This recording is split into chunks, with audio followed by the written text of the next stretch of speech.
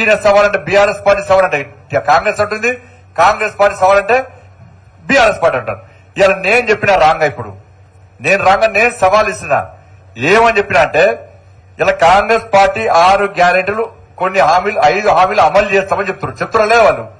నేనన్నా 2500 రూపాయలు మహిళల అకౌంట్ లో వేస్తున్నారు. ఇలా మహిళల అకౌంట్ లో ఎంతమంది మహిళల అకౌంట్ లో వేసిరో స్పష్టం చేయండి. నేను పోటీ నుంచి తప్పుకుంటా. నేను తప్పుకుంటా.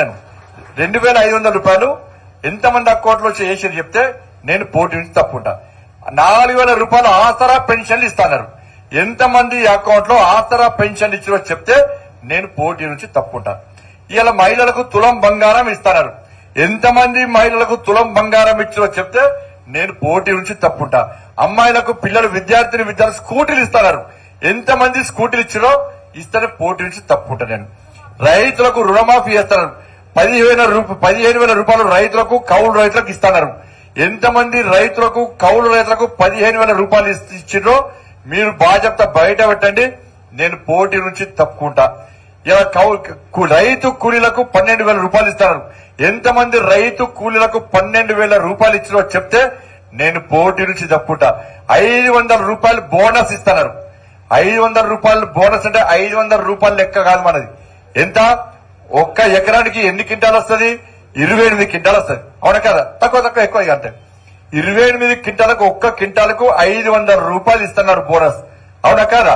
అంటే 28 క్వింటాలకు ఒక్క ఎకరానికి 28 క్వింటాలు అయితే 500 రూపాయల బోనస్ చొప్పున 14,000 రూపాయలు ఒక్కొక్క రైతు అకౌంట్ లో బోనస్ కాంగ్రెస్ పార్టీ ప్రభుత్వం వేయాలి. ఎంతమంది అకౌంట్ లో 14,000 రూపాయలు వేసిరో ఇవాళ చూపెడితే నేను పోటీ నుంచి తప్పుకుంటా. తరుగు తాను తేమ లేకుండా ఉంటాన్నారు. ఎన్ని క్వింటాలు ఉన్నారో చెప్తే నేను పోటీ నుంచి తప్పుకుంటా. రుణమాఫీ చేస్తున్నారు. ఎంతమంది రుణమాఫీ చేసి చెప్తే నేను పోటీ నుంచి తప్పుకుంటా అన్న. సవాలు స్వీకరించాలా లేదన్నా? ఇది ఎన్ని రోజులు వేస్తున్నారు? 100 రోజులు వేస్తున్నారు. 100 రోజులు అయిపోయింది కదా, 100 రోజులు దాటి ఎప్పుడో వీకింది కదా. ఎందుకు చేస్తున్నారు? మళ్ళీ ఏమంటే మొన్ననే ప్రభుత్వం వచ్చింది కానీ అంటున్నారు. మొన్ననే వచ్చింది కానీ ఇప్పుడు చేస్తాం. నెక్స్ట్ ఇప్పుడు అసెంబ్లీ ఎన్నికలు చూసుకున్నారట, ఇప్పుడు పార్లమెంట్ ఎన్నికలు చూసుకుంటారట, నెక్స్ట్ స్థానిక సంస్థల ఎన్నికలు చూసుకుంటారట. ఆగస్టు 15 ఎందుకన్నాడు తెలుసా మీకు? ఎందుకన్నారు? ఇవి కాదు, ఇవి అయిపోతాయి. ఇది జూన్ 3వ తారీఖు అయిపోతాయి. కోడ్ అయిపోతుంది కదా. మరి జూన్ 15 నాడు ఇవ్వచ్చు కదా.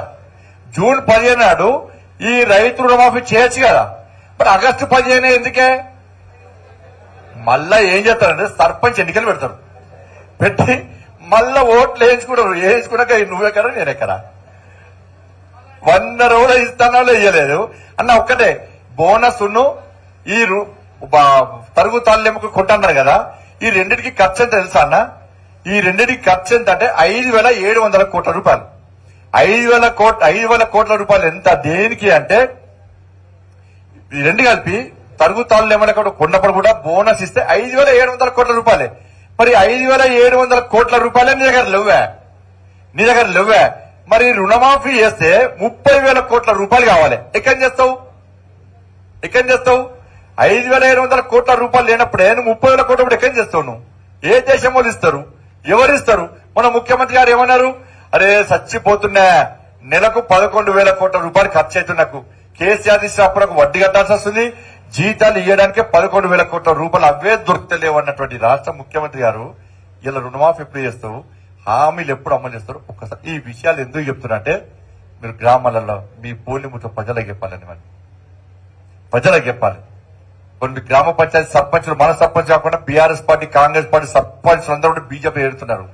ఎందుకు ఏడుతున్నారంటే వాళ్ళ బతుకులు బర్బాద్ అయినాయి. అన్న ఇంతో అంతో తలెత్తుకుని తిరిగిమంటే మోడీ గారు పైసలు గ్రామాలకు ఇచ్చింది కాబట్టే మేము ఇంతో అంతో తలెత్తుకొని తిరుగుతున్నాం ఇలా. కానీ మాకు కేసీఆర్ ఇస్తున్న పైసలు ఇయ్యలేదన్నా. 50 లక్షలు 80 లక్షలు కోటి రూపాయల అప్పులై ఇవాళ సర్పంచులు ఆత్మహత్య చేసుకుంటున్నారు. సర్పంచులు లేబర్ గా మారినారు. సర్పంచులు దుబాయ్ లో పోయే పరిస్థితి వచ్చిందంటే అది కేసీఆర్ ప్రభుత్వం కారణం. ఇలా ఇంతో అంతో తలెత్తుకొని తిరుగుతున్నామంటే ఇలా భారతీయ జనతా పార్టీ మోడీ గారి కారణం. అందుకే మీరు అప్పీల్ చేయాలి. ఇలా మీరందరూ సర్పంచ్, ఎంపీటీసీ, జెడ్పీటీసీ గెలుస్తారు. గెలిచినాక నెక్స్ట్ అభివృద్ధి చేయకుంటే ప్రజలు ఇష్టపడతారా? మిమ్మల్ని గ్రామాలు ఇష్టపడతారా?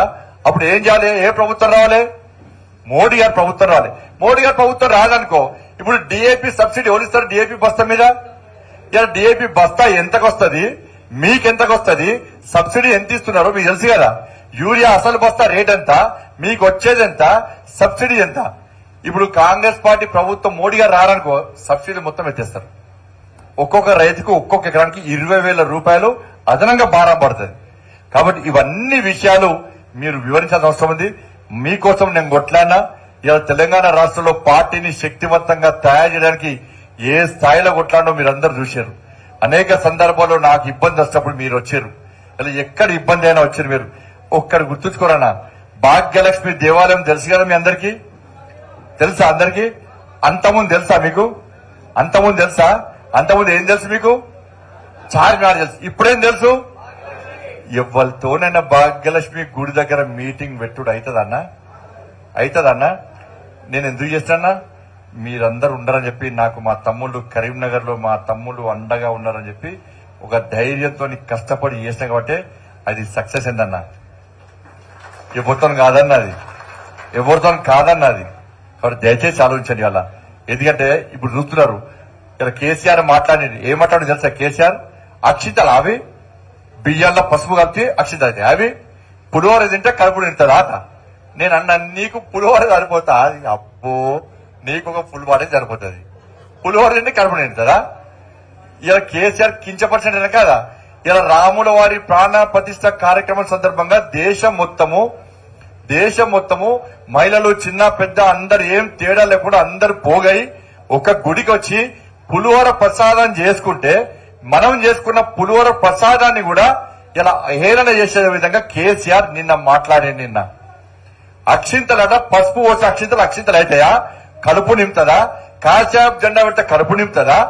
ర్యాలీలు తీస్తే కడుపు నింపుతుందా అని కేసీఆర్ నిన్న మాట్లాడిండు. ఎవరి ముందు మాట్లాడు తెలుసా అన్న? ఆడ ముస్లిం తుర్కోలు అందరు ఉన్నారని చెప్పి వాళ్ళ ముందట మన రాముని అవమానపరిచే విధంగా, మన ప్రసాదాన్ని హేళన చేసే విధంగా, మన దేవులను కించపరిచే విధంగా ఇలా కేసీఆర్ మాట్లాడంటే కేసీఆర్ కండ కౌరం తలకాయకి ఎక్కినట్ట లేదా? అది దించాలా లేదా? ఇలా దించుదామా లేదా?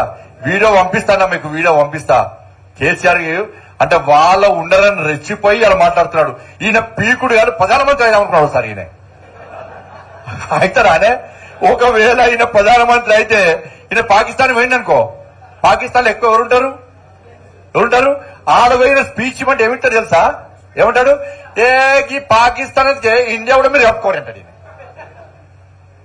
ఈయన. భారత్ ఈయన ఇక్కడనే గది పోయిన పాపం ఉన్నాడు. అది ఊకే చెప్తాను నేను. కలుగులో ఉన్న ఎలుక ఏం చేస్తుంది? పొక్కలు ఎలుక ఆకలి అయినప్పుడే బయటకు వచ్చి తిప్పిస్తుంది. ఇక కేసీఆర్ ఎన్నికలప్పుడే బయటకు వస్తే వాళ్ళు ఫామ్ హౌస్ విక్తారు ఆయన. కాబట్టి దయచేసి ఆలోచించండి. ఇవాళ నరేంద్ర మోడీ గారు లేని దేశాన్ని ఒక్కసారి ఊహించుకోవడానికి ఒక్కసారి. కాబట్టి మనం ఇంకా శక్తివంతంగా తయారు కావాలంటే, మనం తప్పకుండా నరేంద్ర మోడీ గారి ప్రధానమంత్రి కావాలంటే మీరందరూ నాకు ఓట్లేస్తే మీరేయించిన ఓట్లను తీసుకుపోయి నేను నరేంద్ర మోడీ గారికి వేసే అవకాశం ఉంది. ఎందుకంటే మరి క్రికెట్ మ్యాచ్ ఆడుతారు, ఐపీఎల్ చూస్తురా మీరు? చూస్తుర్రా? అందరు అన్ని టీంలో కెప్టెన్ ఉన్నారు కదా. అదేమో ఐపీఎల్. ఇదేంటిది ఇప్పుడు? ఇది కూడా IPL, Indian political league match. ఇది మన కెప్టెన్ ఎవరు? ఎన్డీఏ కెప్టెన్ ఎవరు? మోడీ. కెప్టెన్ లేని మ్యాచ్ ఉంటుందా అన్న? ఓటు బౌలర్ అటు పోతాడు, కీపర్ ఇటు పోతాడు, నువ్వు వేసుకోపోరా అంటారు. అవునా కదా? ఇవాళ మన కెప్టెన్ ఎన్డీఏ కెప్టెన్ ఎవరు? మోడీ. మరి ఐఎన్డీఏ కెప్టెన్ ఎవరే? ఇవాళ ఒక రాహుల్ గాంధీ అన్నట్టు. రాహుల్ గాంధీ అంటే సగం మంది దిగుతారు. ఇవ్వలేరు కెప్టెన్ లేరు. ఎటువంటి? అవునా కదా? కెప్టెన్ లేని మ్యాచ్ కాంగ్రెస్ పార్టీ ఆడుతుంది. నరేంద్ర మోడీ కెప్టెన్సీలో మనం మ్యాచ్ ఆడుతున్నాం కాబట్టి ఐపీఎల్ మనం గెలుచుడా ఓడుడా మీ చేతిలో ఉందన్న. మరి దయచేసి